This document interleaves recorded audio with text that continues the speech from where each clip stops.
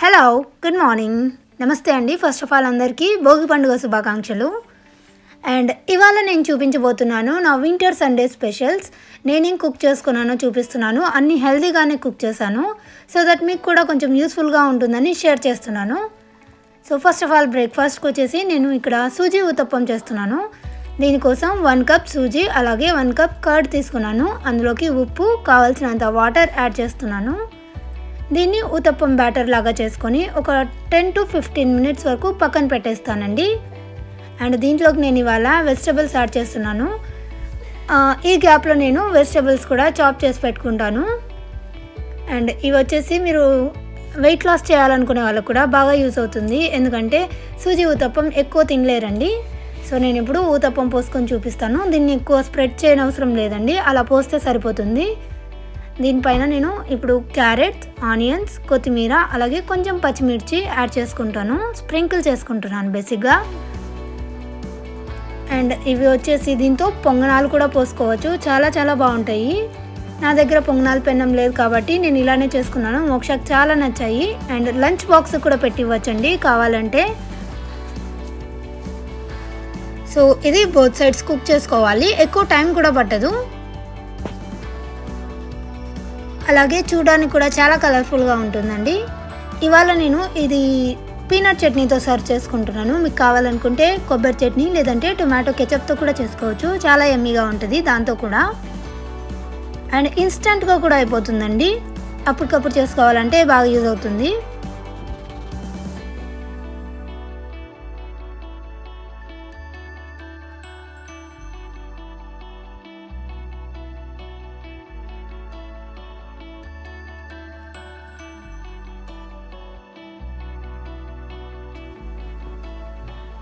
అలాగే లంచ్కి వచ్చేసి నేను ఇవాళ పాలకూర పప్పు అండ్ బెండకాయ ఫ్రై చేశాను. నెయ్యి కూడా చేసుకున్నానండి. పాలకూర పప్పు ఇంతకుముందే ఒక వీడియోలో చూపించాను, బట్ ఇది కొంచెం వెరైటీగా ఉంటుంది. వెరైటీ ఏం లేదండి, దీంట్లోకి ఆనియన్స్ యాడ్ చేస్తున్నాను. కావాలనుకుంటే ఎండుమిర్చి పౌడర్ ఉంటుంది కదా, అది యాడ్ చేసుకోవచ్చు. నేను పచ్చిమిర్చి యాడ్ చేస్తాను, మోక్షకు అలానే ఇష్టం అనమాట. సో పప్పు, పసుపు, పాలకూర అండ్ ఆనియన్స్ యాడ్ చేసి దానిపైన మూత పెట్టి చింతపండు వేసి ఒక 5 to 6 విజిల్స్ వరకు, అంటే మెత్తగా అయ్యేంత వరకు ఉడికించుకోవాలి. ఈ లోపల నేను ప్యాన్ పెట్టుకొని బెండకాయలు కూడా చిన్నగా కట్ చేసుకున్నాను. బెండకాయలు కూడా ఆల్రెడీ చూపించేసానండి, ఒక పాత వీడియోలో చూపించాను. అండ్ నేను దీనికి మూత పెట్టకుండా కుక్ చేస్తాను, ఎందుకంటే మోక్షకి క్రంచీగా ఉంటే ఇష్టము. బెండకాయలు వేసి ఉప్పు కూడా ఇప్పుడే వేయనండి, ఉప్పు వేస్తే మెత్తగా అయిపోతాయి కదా, అందుకే లాస్ట్లో వేస్తాను. అలా ఒక 10 to 15 మినిట్స్ వరకు ఫ్రై చేసుకుంటాను.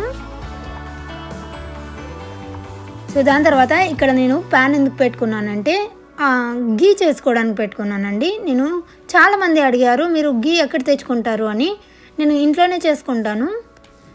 బటర్ స్టిక్స్ అన్సాల్టెడ్వి ఉంటాయి కదా, అవి తెచ్చుకొని చేసుకుంటాను. ఇక్కడ నేను 6 స్టిక్స్ వాడుతున్నాను. ఇవి కరిగేంత వరకు హైలో పెట్టుకొని, కరిగిన తర్వాత సిమ్లో పెట్టుకొని ఉడికించుకుంటాను. సారీ అవి నాయిస్లు వినిపిస్తుంటాయి మీకు, వాడు కొంచెం క్రాంకీగా ఉన్నాడు ఇప్పుడు. స్టిల్ వాయిస్ ఓవర్ చేసి పెడుతున్నాను నేను.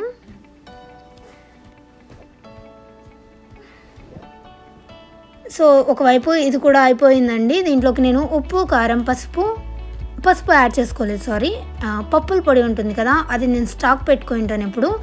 సో ఆ 3 కూడా యాడ్ చేసి కలుపుకొని డిష్ అవుట్ చేసుకుంటాను. పిల్లలు ఇష్టంగా తింటారండి బెండకాయలు. మోక్షకి అయితే చాలా ఇష్టం అని చెప్తున్నాను.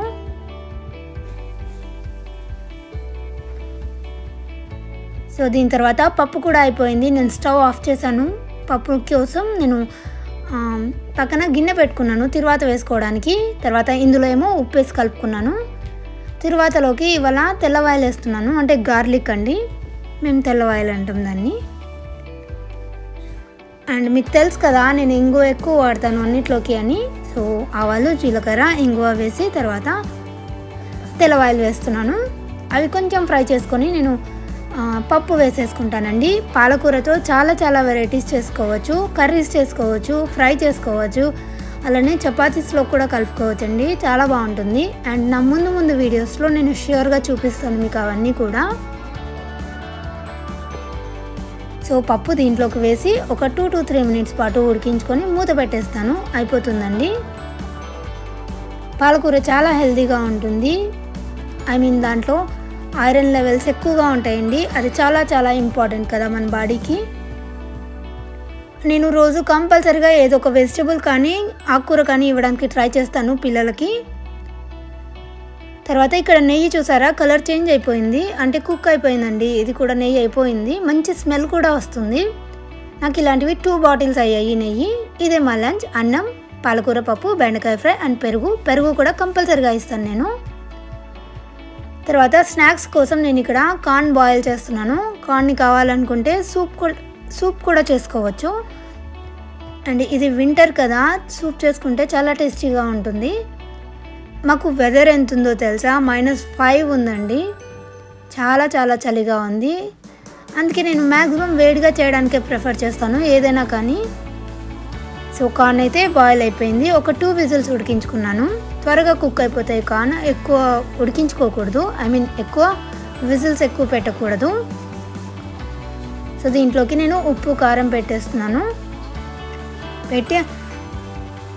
సారీ అండి, వాయిస్ కొంచెం తడబడుతుంది, ఏమనుకోవద్దు. అవి కొంచెం సతాయిస్తున్నాడు ఇక్కడ.